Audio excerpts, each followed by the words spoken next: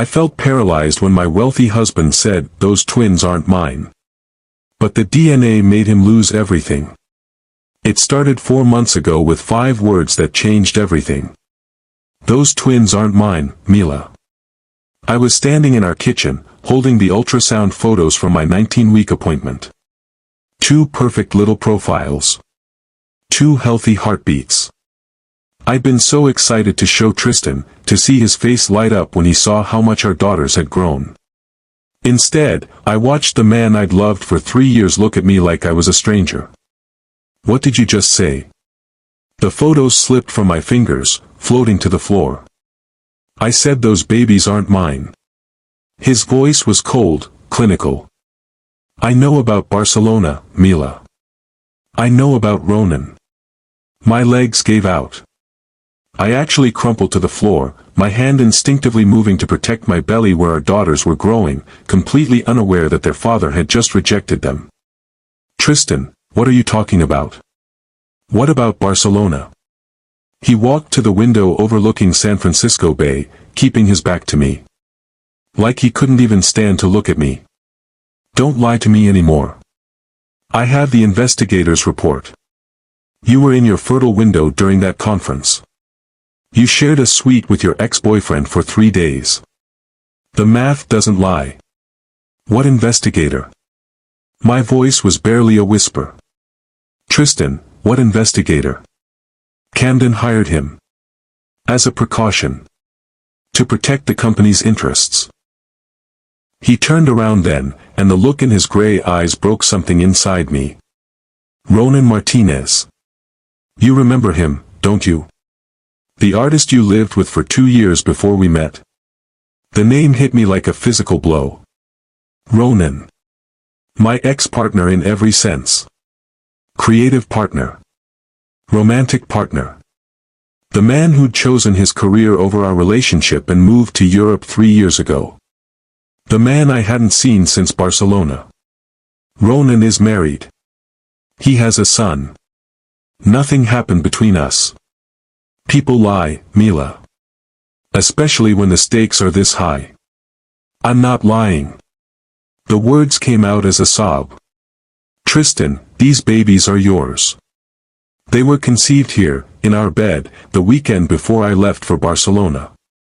I can show you my ovulation tracker, my calendar.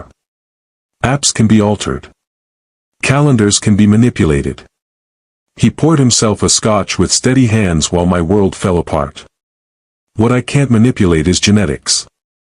Twins run in the Martinez family line. I've done my research."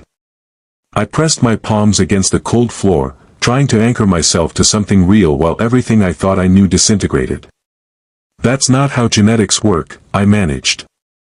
"Identical twins happen randomly. Even if these were fraternal twins, which we don't know yet, that trait comes from the mother's side. From MY family. Not the father's." Something flickered across his face. Doubt, maybe. For 1 second, I thought I'd reached him. Then his expression went cold again. "The timing is what matters. You got pregnant in Barcelona." "No, I got pregnant here. With you. 2 weeks before Barcelona." "Prove it."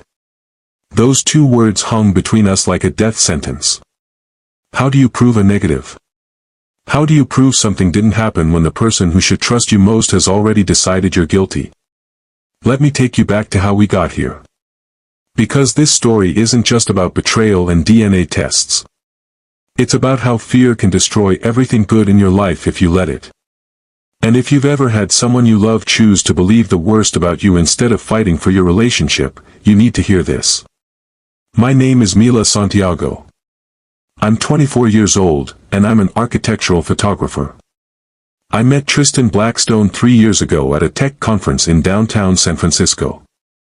I was there working, photographing the speakers and the venue. He was there as one of the investors. I noticed him first, not because of his expensive suit or his obvious wealth, but because of how he looked at my photos displayed in the lobby. Really looked like he was seeing the stories behind the images. This one, his voice came from behind me. Deep, thoughtful. The old theater at sunrise. You captured something most people would walk past. I turned around and found myself looking up at this tall, dark-haired man with storm-gray eyes that held intelligence and something else. Loneliness, maybe. That's the point, I said. Most people see a run-down building. I see history, beauty, potential. Tristan Blackstone. He extended his hand. Mila Santiago. His handshake was firm, warm. He held on maybe a second longer than necessary. Your work is remarkable. You see things other people miss. That's kind of the job description for a photographer. He smiled, and it transformed his whole face. I suppose so. But there's seeing and then there's understanding. Your work understands. That should have been it. A brief conversation at a professional event. But Tristan asked if he could buy me coffee, and something about his nervous energy, the way he seemed genuinely interested in my thoughts, made me say yes. 3 hours later, we were still talking. The conference had ended. We'd moved to a small cafe in the Mission District. He'd asked about my work, my childhood in Los Angeles, my parents who'd immigrated from Mexico before I was born. But here's what struck me most. He listened like every word mattered. What about you? I'd asked finally. Tech investor sounds important and terrifying in equal measure. It's mostly numbers and projections, he'd said. Managing other people's money and fear. I'm good at it, but it's not what I love. What do you love? He'd looked at me with an intensity that made my breath catch. I'm still figuring that out. But I think I'm getting closer. We dated for 8 months before he told me he loved me. Another 6 months before he proposed on the Golden Gate Bridge at sunrise. He'd hired me for a fake photography shoot, then gotten down on one knee with the city skyline behind him. Mila Santiago, he'd said, his voice shaking with nerves, you see the world in ways I never knew were possible. You've taught me to slow down, to notice beauty in ordinary moments. I don't want to see the world without you in it anymore. Marry me. The ring was perfect. Not ostentatious, just a simple solitaire diamond that caught the morning light. He'd chosen it himself, spent weeks researching what I might like. Yes, I'd said through tears.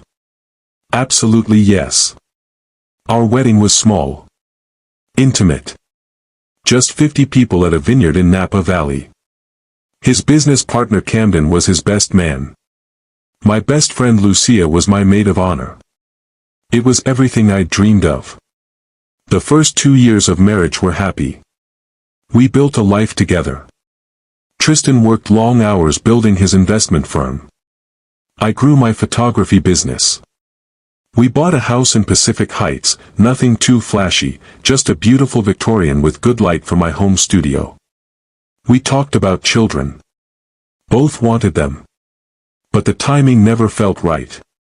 His business was demanding. My career was just taking off. We decided to wait. Then last year, everything changed. Tristan's father died suddenly. Heart attack at 64. It shook Tristan to his core, made him realize time wasn't infinite. I want to be a father, he told me one night, holding me close in our bed. I want to build something that lasts beyond quarterly reports and investment portfolios. I want a family with you. My heart soared. I want that too. I've wanted it for a while. I was just waiting for you to be ready. I'm ready now. We started trying immediately. Tracking ovulation, timing everything perfectly. For 8 months, nothing. Every negative pregnancy test was a small heartbreak. I started wondering if something was wrong, if we'd waited too long. Then in July, 2 pink lines. I stared at that test in our bathroom for 10 minutes, afraid to believe it. I took 3 more tests. All positive. Tristan was in back-to-back meetings when I called him. Are you sitting down? I said when he answered. I'm in a conference room with 12 investors. Can this wait? No, it really can't. I'm pregnant. Silence. Then, are you sure? 4 tests sure. His laugh was pure joy. I'm coming home right now. Cancel everything. He arrived 30 minutes later with flowers and sparkling cider and tears in his eyes. We're having a baby, he kept saying. We're actually having a baby. That night was perfect. We lay in bed making plans. Nursery colors. Baby names. How we'd tell our families. Everything felt possible. I love you, he whispered against my hair. I love you and our baby more than I knew it was possible to love anything. At 12 weeks, we had our first ultrasound. Heard the heartbeat. Saw our tiny baby, just a blur on the screen but ours, real, growing. Everything looks perfect, Dr. Rodriguez said. Due date is March 15th. Tristan cried. Actually cried in that exam room, holding my hand and staring at the screen like our baby was the most beautiful thing he'd ever seen. At 16 weeks, we found out we were having twins. Twins. I stared at the ultrasound screen, watching Dr. Rodriguez point out 2 distinct heartbeats, 2 little bodies. Identical twins, she confirmed. They're sharing a placenta, which means they split from one embryo very early in development. Congratulations, you're having 2 identical girls. I looked at Tristan. His face had gone completely pale. Twins run in families, he said quietly. How does that work? Identical twins are actually random, Dr. Rodriguez explained. It's not genetic. It just happens sometimes when an embryo splits. Fraternal twins, the kind that run in families, come from the mother's side when she releases multiple eggs. But I could see something shift in Tristan's expression. A shadow I didn't understand. Twins, he repeated, like he was trying to process it. Are you okay? I asked in the car afterward. Yeah, just, surprised. It's a lot to take in. Good surprised or bad surprised? He reached over and took my hand. Good surprised. Definitely good. Just thinking about logistics. 2 cribs, 2 car seats, 2 of everything. I laughed. We'll figure it out. But looking back, I think that's when the doubts started creeping in. When Camden started planting seeds. 2 weeks later, I had to go to Barcelona for work. It was a huge opportunity. An international gallery owner wanted to feature my architectural photography in a traveling exhibition, but she insisted on meeting in person, seeing my process.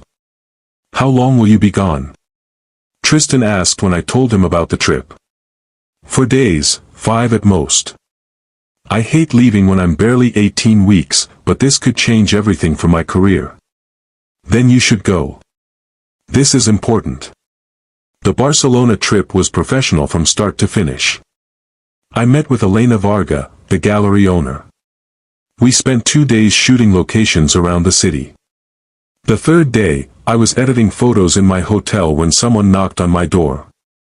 Room service, a familiar voice called. I opened the door to find Ronan Martinez standing there with a bottle of wine and that crooked smile I remembered. Ronan? What are you doing here? Elena told me you were in town. I live here now, remember? Thought I'd surprise you. Ronan looked good. 3 years in Europe had been kind to him. Still tall and lean, with those dark eyes and the confidence that had always drawn people to him. This is crazy, I said, stepping back to let him in. How long has it been? 3 years. Since you chose the tech mogul over the starving artist. There was no bitterness in his voice, just gentle teasing. We'd ended things amicably when he got the opportunity to show his work in Madrid. We'd both known long distance wouldn't work.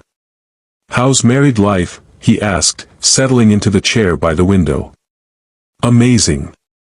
Actually, I have news. I'm pregnant. Twins. His face lit up. Mila, that's incredible. Congratulations. You always said you wanted kids. What about you? Elena mentioned you're married now. 2 years next month. Miguel and I adopted a little boy, Carlos. He's 4 and absolutely fearless. We spent the next 3 hours catching up. He told me about his art, his family, his life in Barcelona. I told him about my photography business, about Tristan, about how excited we were for the twins. It was comfortable, easy. Like talking to an old friend, which is exactly what Ronan was. Nothing more. The next day, he offered to show me some architectural gems around the city that weren't on the typical tourist routes. Elena said you're always looking for unique buildings to photograph. We spent the day walking through Barcelona, him pointing out hidden courtyards and forgotten facades while I captured them through my lens. Professional collaboration between friends. That evening, we had dinner with Elena and several other artists. Ronan's husband Miguel joined us. They were clearly devoted to each other, holding hands across the table, sharing inside jokes. You should come visit us in San Francisco, I told them as we said goodbye. Tristan would love to meet you. He's interested in supporting emerging artists. We'd like that, Miguel said, while Ronan hugged me goodbye. Take care of yourself and those babies, Ronan whispered. You're going to be an amazing mother. I flew home the next day, excited to share my photos with Tristan, to tell him about the gallery opportunity, to move forward with our life together. But when I walked into our house, something felt different. Tristan was distant, distracted. He asked a lot of questions about the trip. Who I'd met with. Where I'd stayed. What I'd done each evening. Just interested, he said when I asked why. Want to hear about your success. I told him everything. About Elena, about the gallery exhibition, about running into Ronan and meeting his family. Ronan Martinez, Tristan repeated. Your ex-boyfriend. Yes, but Tristan, he's married. Has a son. It was just catching up between old friends. Something flickered in his eyes, but he nodded. Of course. Just unexpected. Over the next few weeks, Tristan seemed increasingly withdrawn. Stressed about work, he said. Big deal falling through. I chalked it up to pregnancy paranoia making me sensitive to every mood change. At our 19-week appointment, we confirmed the twins were girls. Dr. Rodriguez printed extra ultrasound photos, little profiles that looked more human now, less like abstract blobs. Everything looks perfect, she assured us. Both babies are measuring right on schedule. Strong heartbeats. You're doing great, Mila. I drove home practically glowing with happiness. Our daughters. We were having daughters. I found Tristan in the kitchen, laptop open, phone pressed to his ear. I understand your concerns, Camden, he was saying. But I don't think that's necessary. He saw me and quickly ended the call. Work stuff, he said, but he looked uncomfortable. I have the best news, I said, pulling out the ultrasound photos. Dr. Rodriguez could see clearly today. We're having girls, Tristan. Daughters. That's when he said it. The 5 words that destroyed everything. Those twins aren't mine, Mila. And here I was, on the floor, 20 weeks pregnant, watching my husband choose fear over faith, suspicion over love. Get up, he said, his voice cold. We need to discuss arrangements. Arrangements? I want you out of the house. Tonight. Until we can sort this out with DNA testing. I pulled myself to my feet, my back aching, my heart breaking. You're throwing me out. While I'm pregnant with your children. I'm protecting myself from a situation that makes no sense. Twins, Mila. Ronan's family has a history of twins. That's not how genetics work, and you know it.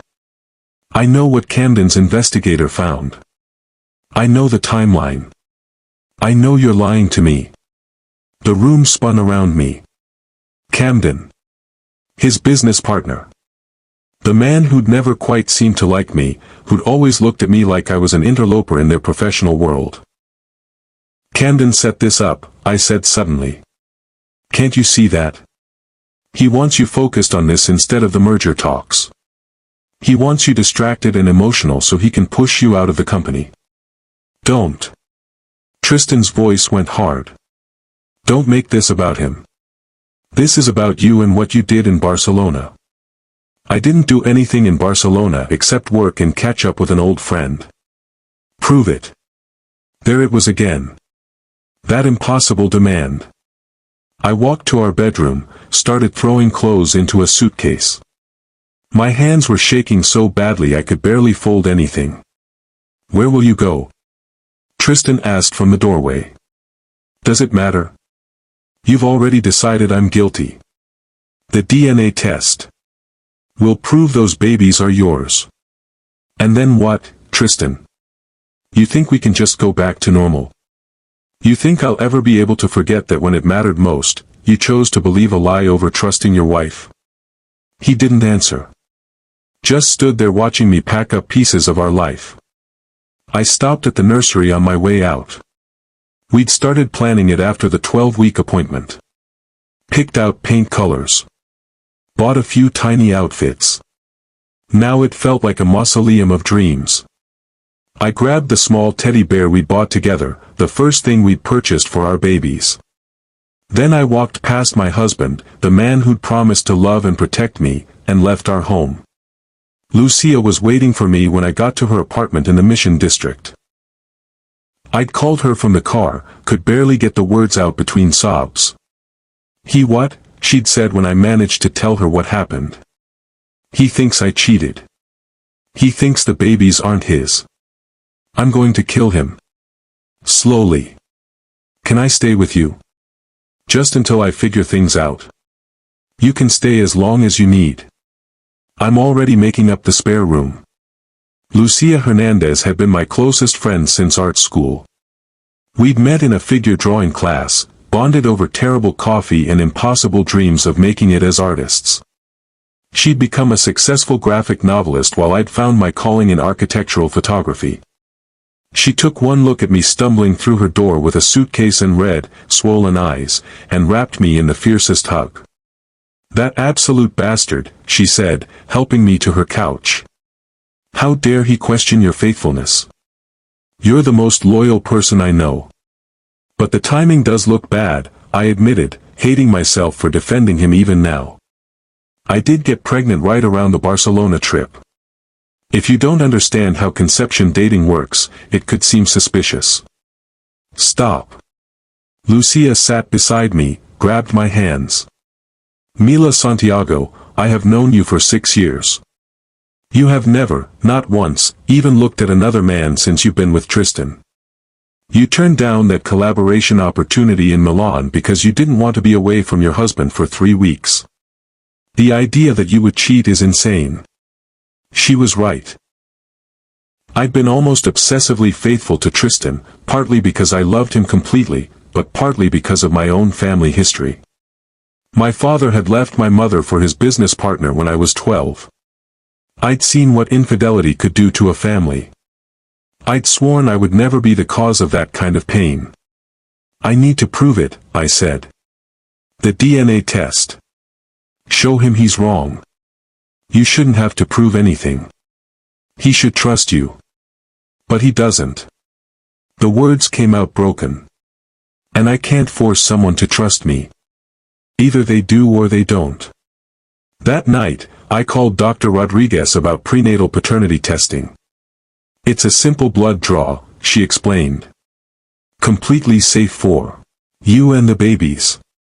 We analyze fetal DNA present in your bloodstream and compare it to a sample from the potential father. Results are 99% accurate. How long for results? 7 to 10 business days. And if he is the father? Then you'll have definitive proof. I made the appointment for the next day. Tristan and I would go to different labs at different times. Everything coordinated through lawyers now, like we were strangers instead of two people who'd shared a bed for 3 years. The blood draw took 5 minutes. The waiting felt like it would last forever. Those 10 days were the longest of my life. I threw myself into work, accepting every photography assignment I could get. Engagement shoots, corporate headshots, real estate photography. Anything to keep my mind busy and my bank account growing. Because whatever happened with the DNA test, I was going to be a single mother soon. I needed to prepare. But at night, alone in Lucia's spare room, I'd lie awake with my hands on my growing belly and talk to my daughters. "I don't know what's going to happen, little ones," I'd whisper. "Your daddy is scared right now. Someone convinced him you weren't his, but you are. You're so very much his. I can feel how strong you are already. And whether he believes it or not, he loves you. He just can't see past his fear right now." At 22 weeks, I felt them move for the first time. Twin A, who we'd nicknamed Rebel during ultrasounds because she was always turned away from the camera, gave a definitive kick to my ribs. Twin B, Angel, fluttered like butterfly wings near my belly button. The sensation was magical and heartbreaking all at once. Tristan should have been there to feel his daughters move for the first time. Instead, I experienced it alone in a coffee shop, editing photos of someone else's happy family while my own fell apart. But I wasn't completely alone. Lucia was there for everything. Drove me to doctor appointments when Tristan couldn't face seeing me. Helped me set up a nursery in her spare room. Held me when I cried, which was often. "You're going to get through this," she promised one night when I was especially broken. "You're the strongest person I know."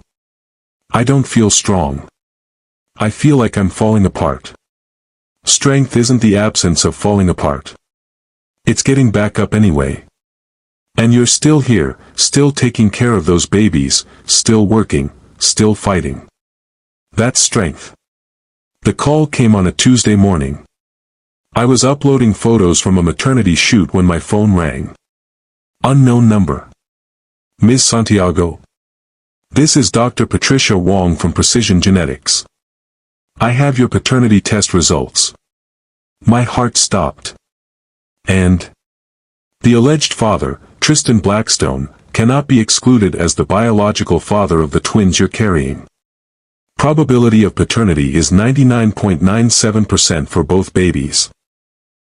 Relief flooded through me so powerfully I felt dizzy.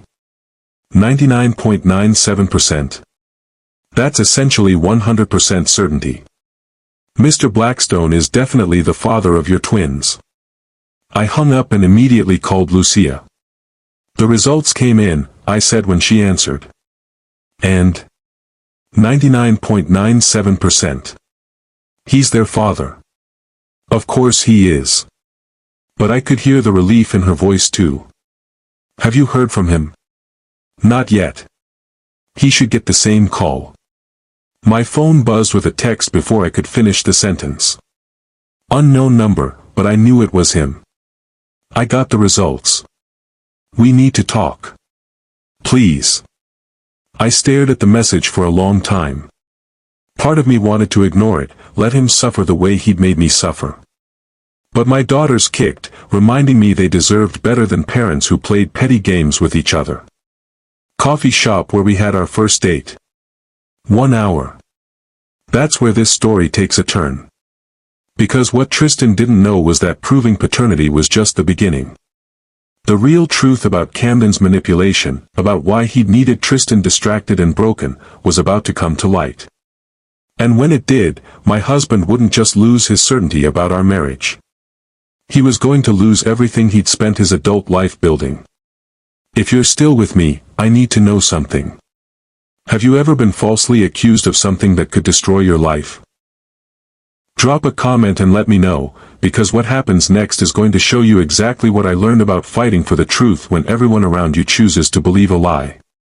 And make sure you're subscribed with notifications on, because the second part of this story is going to reveal how one man's fear and another man's greed collided to create the biggest betrayal of all. Hit that like button if this story is hitting you in the heart, because we're just getting started. I chose grind coffee on Valencia Street deliberately. The same corner table where Tristan had nervously asked me out after that tech conference 3 years ago. Back when he'd seemed charmed by my directness, before he decided I was capable of betrayal. He was already there when I arrived, sitting with his back to the window. He looked terrible. Dark circles under his eyes, rumpled shirt, hair that hadn't seen a comb in days. When he saw me walk in, 24 weeks pregnant and showing clearly now, his face completely crumpled. "Mila." His voice was raw. "God, you look beautiful." I sat down carefully. Everything was awkward with the pregnancy now. "You said we needed to talk. I got the results. I know. They're mine. Our daughters are mine. I know that too. I've always known." He ran his hands through his hair, that gesture I recognized from our marriage. He did it when he was overwhelmed, scared. "I need to tell you what happened. Why I believed, how I got so convinced that you had. That I cheated? Yes. I waited." He deserved to explain, and I deserved to understand how we'd gotten here. "Do you remember when we first started trying for a baby? How excited I was, how ready to be a father." I nodded. He'd been almost obsessive about it, tracking my cycles, planning everything perfectly. "My father left my mother when I was 7, he said quietly. Just disappeared one day. No explanation, no goodbye.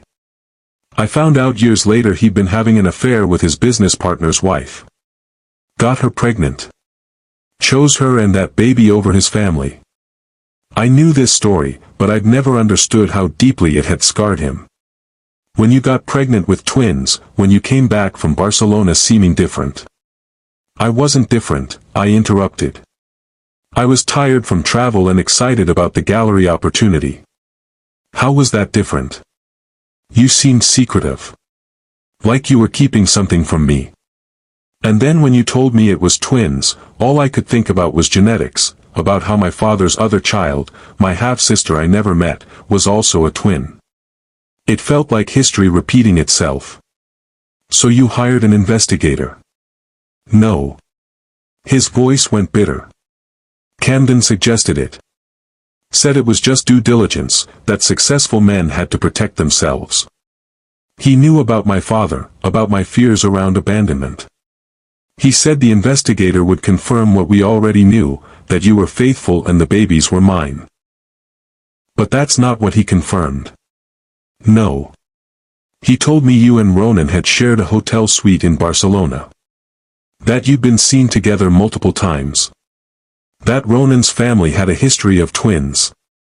He said the timing made conception in Barcelona highly likely. All of which was either misleading or completely irrelevant. I know that now." He looked up at me, those gray eyes full of regret. "Mila, I want you to know that some part of me never believed it.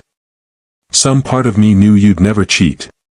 But the fear was so loud, and Camden kept feeding it. I sat with that. Understanding didn't equal forgiveness, but it helped explain the unexplainable." "What about Camden?" I asked. "Why would he want you to doubt me?" Tristan's face darkened. "That's the part one only figured out yesterday. Camden wasn't trying to protect me, Mila. He was trying to destroy me." "What do you mean?" "You know we've been in merger talks with Quantum Dynamics for the past year. It would triple the size of our company, make us the largest independent investment firm on the West Coast." I nodded. He'd mentioned it several times. The deal was supposed to close next month. Camden and I each own 45% of the company, with 10% held by minority investors. In a merger this size, whoever's more stable, more focused, more trusted by the other party gets to be the primary partner. And Camden wanted that position. More than that. He wanted me out entirely. See, there's a clause in our partnership agreement. If one partner is deemed unfit due to personal scandal or emotional instability, the other partner can buy out their shares at a significant discount. My stomach dropped. He was planning to force you out. He needed me distracted, broken, making bad decisions. A cheating wife, a messy divorce, paternity questions about twins, it would all be perfect ammunition. The quantum dynamics partners are very conservative. Family values matter to them. So he hired the investigator to create evidence. Worse. He hired the investigator to twist real facts into a false narrative. You did go to Barcelona. You did see Ronan. You are carrying twins. But he made it look like something it wasn't. I felt sick. He used your trauma against you. And I let him. I chose fear over faith in you. We sat in silence for several minutes.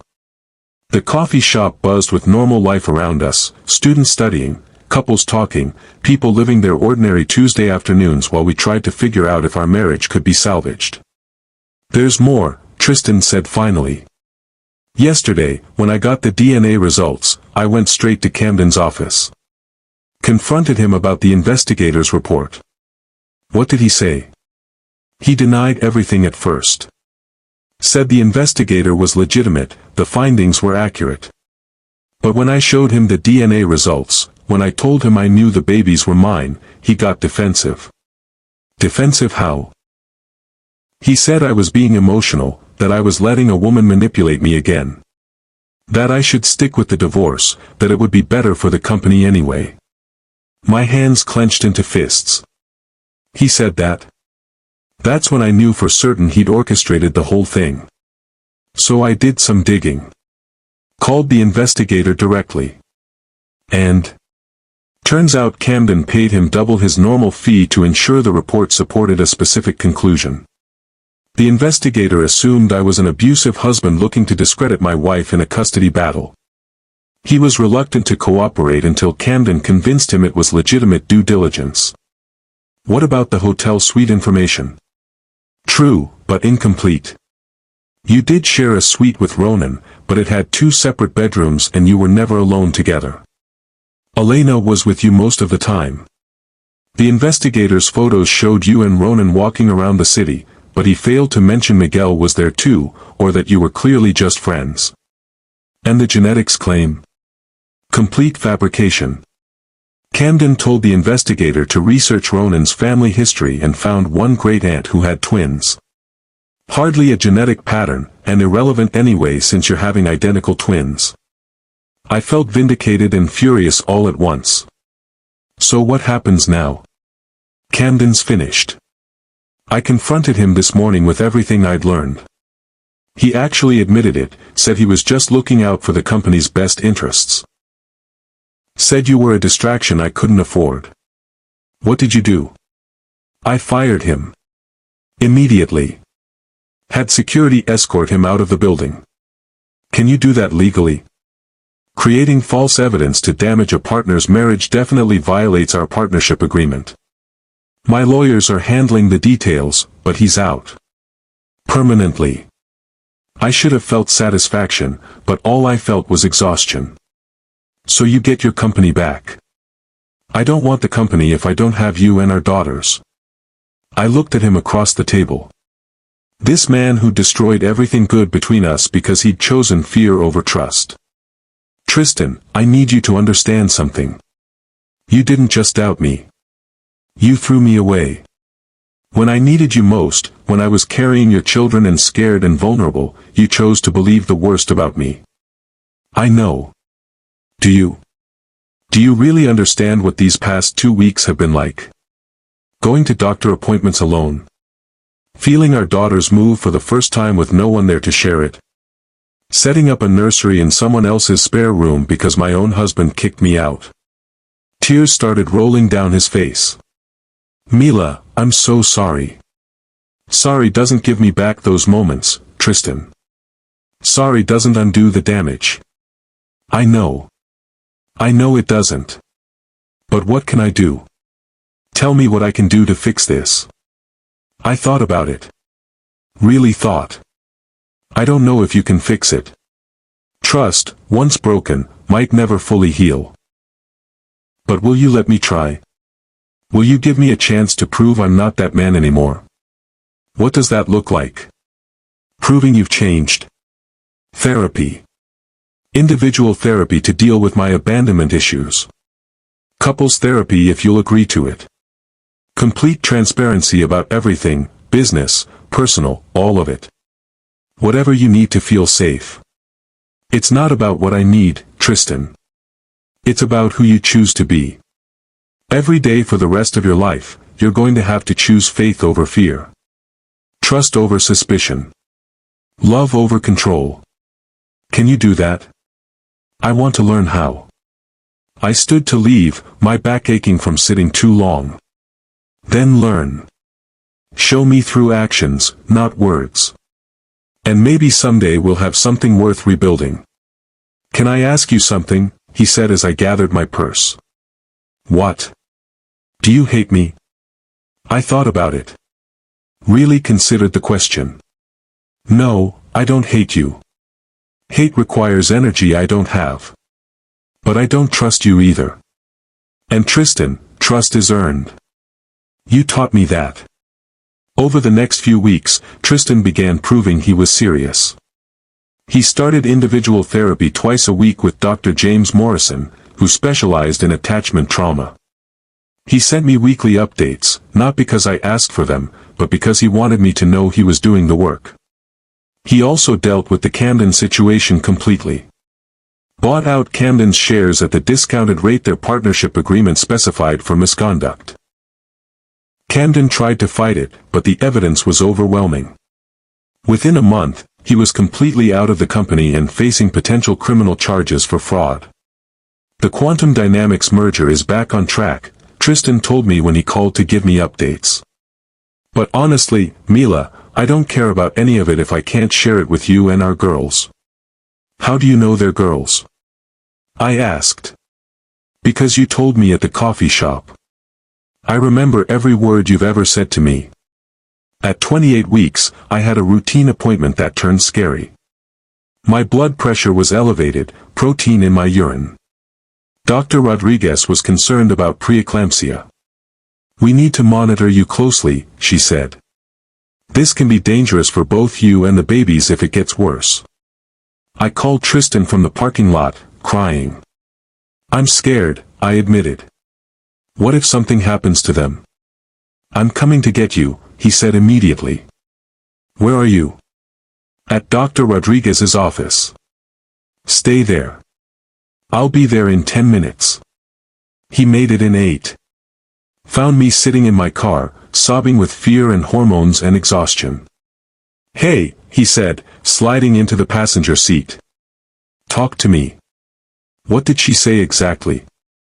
I explained about the preeclampsia risk, about needing bed rest, about all the things that could go wrong. We're going to get through this, he said firmly. Both of you. All 3 of you. What do you need? I can't do bed rest at Lucia's. Her apartment is on the 3rd floor. Too many stairs. Then come home. Come back to our house. I shook my head.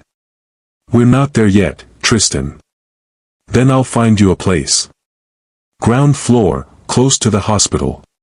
Whatever you need to be safe and comfortable. He did exactly that.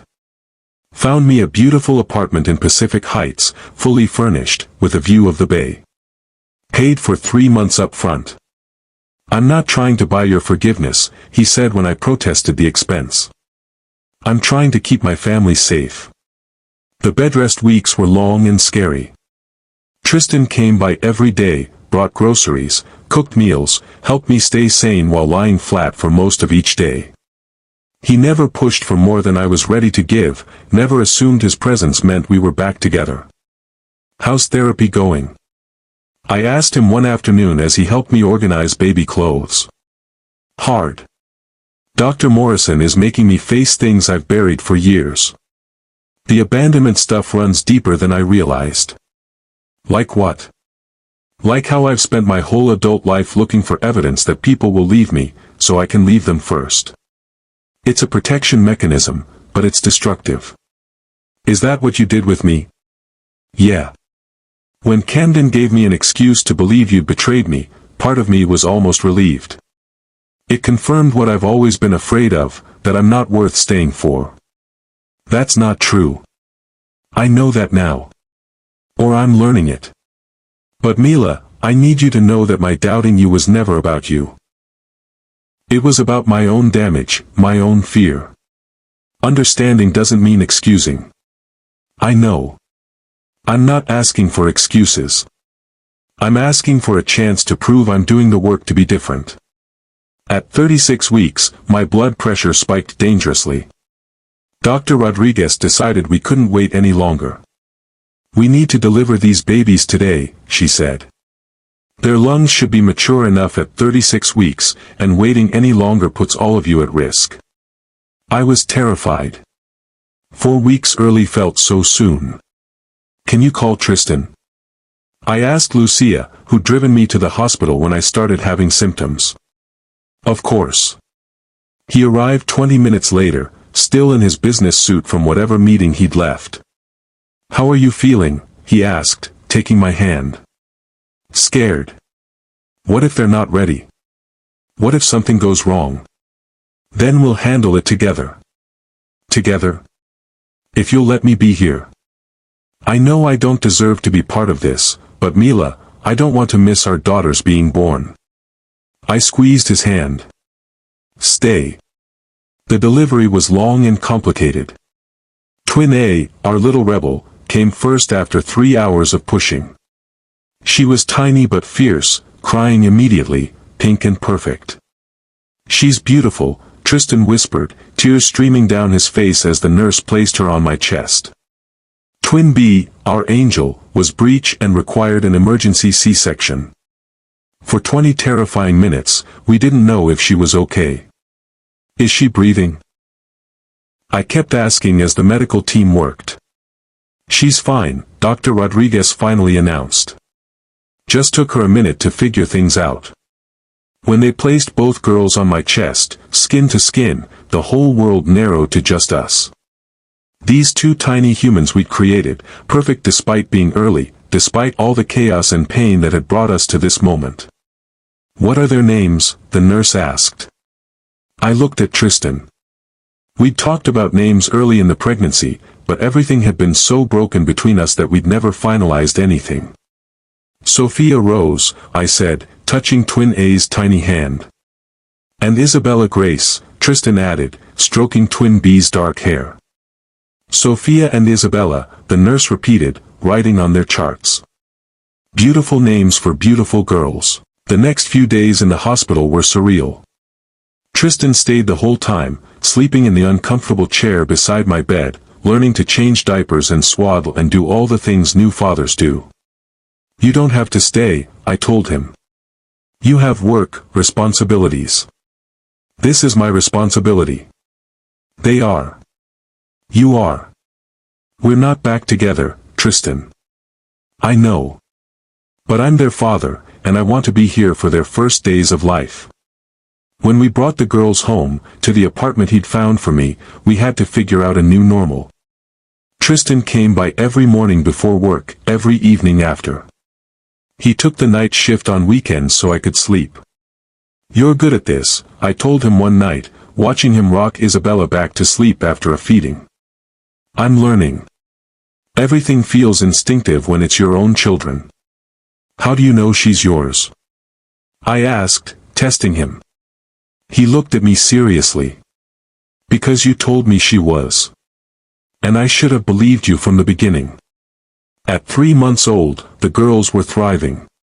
Hitting all their milestones, gaining weight, sleeping better. I was starting to feel human again. I've been thinking, I told Tristan one evening as we cleaned up after dinner. About what? About us.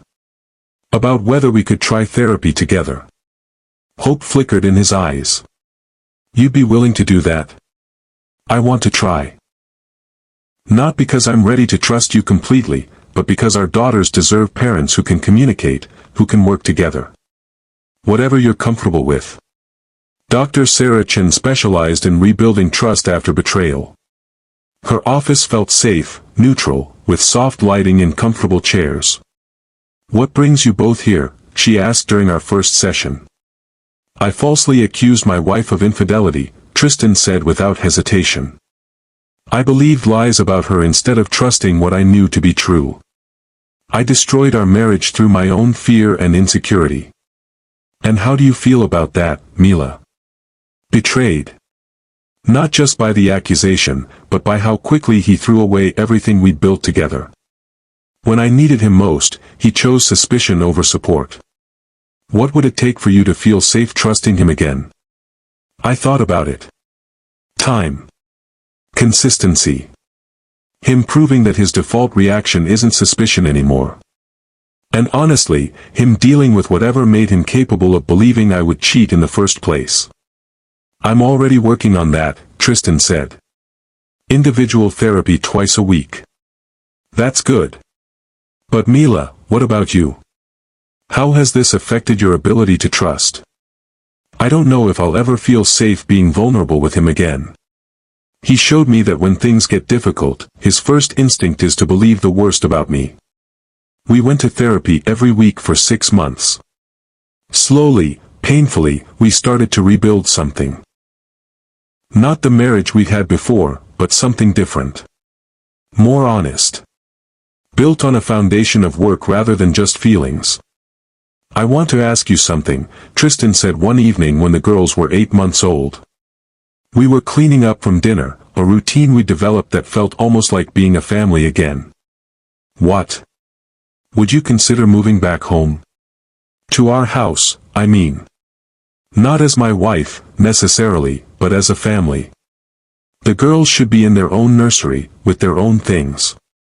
I'd been thinking about this too. The apartment was getting small with 2 active babies. And despite everything, I missed our house. Separate bedrooms, I said. Of course. And this doesn't mean we're back together. It just means we're co-parenting under the same roof. I understand. Moving back felt strange and familiar all at once. The nursery Tristan had finished while I was gone was perfect. Soft gray walls, white cribs, the mobile we'd picked out together months before everything fell apart. Thank you for finishing it, I said, watching him adjust Isabella's crib. I did it hoping you'd come home someday. All of you. Living together again forced us to establish new boundaries, new ways of being around each other. Tristan was respectful, careful not to assume intimacy we hadn't rebuilt. But there were moments, small ones, that felt like hope. Like when Sophia took her first steps and we both cheered, then looked at each other with pure shared joy before remembering we were supposed to be cautious. Or when I got food poisoning and spent a day vomiting while he took care of both babies without complaint, bringing me soup and making sure I stayed hydrated. You don't have to do this, I told him. I can call Lucia. I want to take care of you. All of you. It's what families do. We're not exactly a traditional family. No, but we're something. And I want to protect what we have. 8 months after the girls were born, during one of our therapy sessions, Dr. Chen asked a question that changed everything.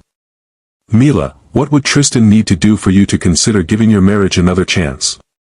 I'd been avoiding thinking about this directly, but her question forced me to be honest. I'd need to believe that if we faced another crisis, another moment of uncertainty, he would choose to trust me instead of his fear. And what would that look like? I don't know. I guess I'll know it when I see it. The test came sooner than expected. When the girls were 10 months old, I got an opportunity that seemed too good to be true. A prestigious gallery in New York wanted to feature my architectural photography in a solo exhibition. It would mean traveling to New York for 2 weeks, doing installations and media interviews. It's amazing, Lucia said when I told her. This could change everything for your career. But the timing is terrible. The girls are still so young, and Tristan and I are just starting to find our rhythm. What does he say? I haven't told him yet. That evening, after we'd put the girls to bed, I brought it up. I got a call today. About a gallery exhibition in New York. He looked up from his laptop. That's incredible, Mila. Tell me about it. I explained the opportunity, the timing, what it could mean for my career. You have to do it, he said immediately. It would mean 2 weeks away from the girls. And from you. The girls will be fine with me and the nanny. And Mila, this is your dream. I won't be the reason you don't pursue it. But what about trust? What about us rebuilding things? He closed his laptop, gave me his full attention. 2 years ago, I would have found reasons to be suspicious. I would have looked for problems, assumed the worst. But I've learned that love isn't about control or fear. It's about supporting the people you care about in becoming their best selves. So you trust me to go to New York? I trust you, period. No conditions, no reservations. I trust your love for our family, your integrity, your commitment to us. And I trust that if something unexpected happened, you'd communicate with me instead of letting me create stories in my head. I stared at him. This was it. The moment I'd been waiting for without knowing it. You're different, I said softly. I hope so. No, I mean really different. The Tristan I married would never have been this supportive about me traveling alone for work. The Tristan you married was terrified of losing you. This Tristan knows that holding too tightly is what actually drives people away. I went to New York. The exhibition was a huge success. 3 pieces sold on opening night, and I got interest from galleries in Chicago and Los Angeles. But the best part was the nightly FaceTime calls with Tristan and the girls, sharing my excitement with my family. I'm proud of you, he told me on the last night. And I missed you. I missed you too. When I got home, something had shifted between us. The careful distance we'd maintained, the protective walls I'd built, started to feel unnecessary. I've been thinking, I told him one evening after the girls were in bed. About what? About us. About whether we could try being married again. The hope that lit up his face was beautiful. Are you sure? No, I'm terrified. But I'm more scared of looking back in 20 years and wondering what would have happened if we'd been brave enough to try. What changed your mind? New York. Watching you support my career without question, trust me completely, celebrate my success like it was your own. That's what love looks like. He crossed the room, cupped my face in his hands. Can I kiss you? I don't know if that's smart. Probably not. But I'm asking anyway. When his lips touched mine, it felt like coming home and jumping into the unknown all at once. Familiar and terrifying and exactly right. We took it slow. Dating while living together, rebuilding intimacy alongside trust. There were setbacks, moments when old patterns would surface, when my walls would go back up or his insecurities would flare. But we'd learned how to fight fair, how to communicate instead of assuming. A year after I'd moved back home, he proposed again. Not with fanfare or expensive displays, but quietly, while we were cleaning up after the girl's first birthday party. I know I have no right to ask this, he said, getting down on one knee between high chairs and scattered cake. I know I already had my chance and I destroyed it. But Mila, you've taught me what love actually looks like. Not possession or control, but faith. Daily faith. Will you marry me again? The ring was different this time. Simpler. A vintage sapphire surrounded by small diamonds, nothing flashy, just beautiful. Inside the band was engraved, second chances, first love. Yes, I said through tears. But Tristan, if you ever choose fear over faith again, if you ever throw us away instead of fighting for us. I won't. I promise you, I won't. I've learned the difference between love and fear, and I choose love.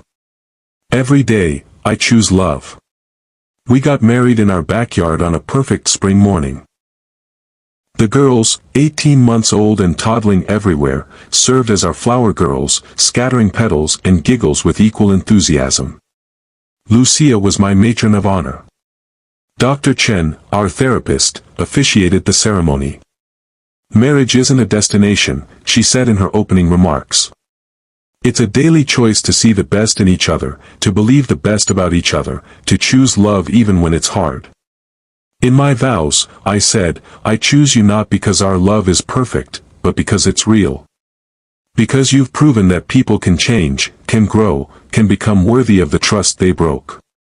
I choose you because our daughters deserve to see their parents model forgiveness, growth, and the courage to love after heartbreak. In his vows, Tristan said, I choose you not because I deserve a second chance, but because every day, I want to earn the gift you've given me. I choose faith over fear, trust over suspicion, love over control. I choose you, Mila, in the hard moments and the easy ones, when we're struggling and when we're thriving. I choose our family. The girls clapped when we kissed, making everyone laugh. 2 years later, we added a son to our family. Gabriel Antonio, named for my grandfather. Tristan was present for every moment of that pregnancy, never once questioning, never doubting, choosing faith every single day. When Gabriel was born, I watched Tristan hold his son with tears streaming down his face. Thank you, he whispered to me. Thank you for giving me another chance to get this right from the beginning. The twins are 5 now, starting kindergarten in the fall. They're smart, strong-willed, and absolutely fearless. They have their father's determination and their mother's creativity. Gabriel is 2, all energy and laughter and curiosity about everything. They know their story, age appropriately. How daddy made a mistake and had to learn to be better. How mommy chose to forgive when forgiveness was earned. Why did daddy think we weren't his babies? Sophia asked recently, ever the direct one. Because someone lied to him, and he chose to believe the lie instead of trusting mommy, I explained. But he learned that was wrong, and he's been choosing trust ever since. That's good, Isabella declared. Trust is important. It is, baby girl. It's the most important thing. If you're wondering whether our story was worth it, whether the pain and separation and months of heartbreak led to something meaningful, I can only say this, the marriage we have now is stronger than the one we started with. Built on foundation instead of fantasy. We know each other's worst moments and choose each other anyway. We've learned that love isn't a feeling. It's a daily decision to show up, to trust, to choose each other even when it's hard. And here's what I need you to understand if you're facing something similar. Second chances aren't given freely. They're earned through consistent action over time. Tristan earned his by changing not just his behavior, but his character. By choosing vulnerability over self-protection, faith over fear, our family over his ego. But not every betrayal can be healed. Not every broken trust can be rebuilt. You don't owe anyone forgiveness. You don't owe anyone a second chance. Those are gifts you give when, and only when, it's safe to do so. I gave Tristan another chance because he proved, through years of consistent action, that he had changed. Because he did the work on himself, respected my boundaries, showed up for our daughters, and chose faith over fear every single day. If he hadn't done that work, if he'd just expected me to get over it, if he'd made excuses instead of taking responsibility, I would have walked away. And that would have been the right choice too.